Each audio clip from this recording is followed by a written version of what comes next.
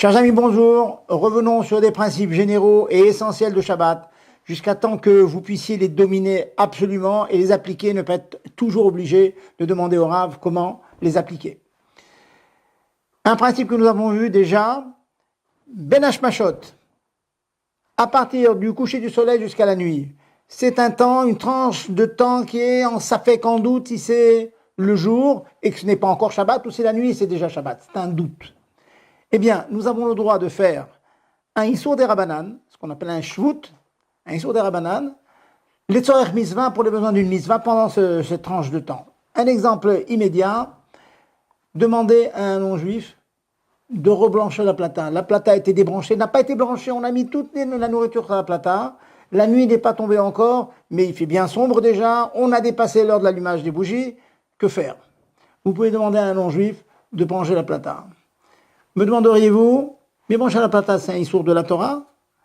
Eh bien, sachez que oui, brancher la plata, c'est un issour de la Torah. Pourquoi? Parce que lorsqu'on branche sur le secteur électrique, il y a des résistances qui se mettent en marche. Ces résistances arrivent à une chaleur extrêmement élevée. C'est du métal en fusion. C'est la mélacha de Mav'ir. Donc, si un juif le faisait, il est clair que c'est interdit. C'est un issour de la Torah. Par contre, demander à un non-juif, comme on l'a vu à plusieurs reprises, c'est un issour des Rabbanan. C'est quelque chose qui est interdit que par nos sages. Donc, on peut demander aux non-juifs de le faire. C'est quand même intéressant. Deuxième point, question qui m'a été soumise, une personne arrive à la choule, il met la main dans la poche, il y a un mouchoir dans sa poche gauche, il y a un bonbon sur la poche droite. Peut-il utiliser le mouchoir? Peut-il manger le bonbon? Me direz-vous, manger le bonbon? Non. On ne peut le prendre qu'après la tfila. Mais il veut le donner à un petit enfant. Il a transgressé Shabbat, il a porté pendant Shabbat. Peut-il profiter de l'interdiction d'avoir porté pendant Shabbat? Eh bien, en l'occurrence, sachez que cela est parfaitement permis, et je m'explique. Dans l'immense majorité des cas, porter pendant Shabbat, ce n'est qu'un issour, une interdiction d'Erabanan. Pourquoi? Parce que de nos jours, à part dans des endroits qui sont extrêmement fréquentés, comme Manhattan, comme peut-être les Champs-Élysées, où il y aurait 600 000 personnes le Shabbat, peut-être que cela serait un Rishut Arabim, un vrai domaine public. Mais dans toutes les banlieues, le Admor Hazakan dans Shulchan Arour dit que c'est Carmélite, c'est un issour des Rabbanan. Donc une personne qui a oublié le bonbon ou le mouchoir dans sa poche, il est arrivé à la synagogue, il n'a fait qu'une interdiction des Rabbanan, bien sûr Béchogeg, par inadvertance, on ne parle pas de quelqu'un qui le fait Bémézid, il a fait un issour des Rabbanan, Béchogeg, on a le droit de profiter, il donnera le bonbon à un petit enfant tout petit bien sûr, qui ne fait pas la tfila, et puis il pourra utiliser son mouchoir.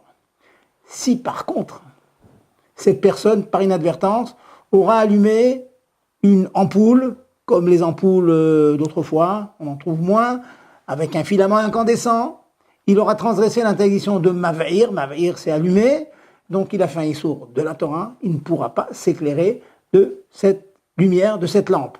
Bien sûr, il pourra rentrer dans sa cuisine, rentrer dans ses toilettes, parce que la lumière n'est pas indispensable, mais il ne pourra pas faire dans ses toilettes quelque chose qu'il ne pouvait pas faire sans la lumière. Il ne pourra pas lire, par exemple.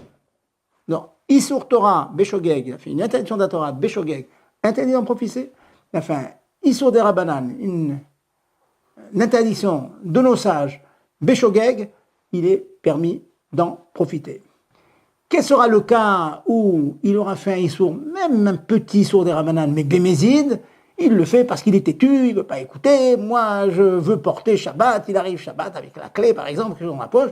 Mais on l'a prévenu, on l'a dit c'est interdit de porter. Et quand même, il s'entête à porter. Dans la mesure où il a fait Bémézid, sciemment, pas par inadvertance, il est rigoureusement interdit de profiter de cette interdiction. Voilà, une petite trazara, une petite révision sur des principes qu'il faut répéter et re-répéter. J'aurai d'autres occasions pour répéter. Vishinantam, les chanot, c'est enseigner, c'est apprendre et surtout répéter.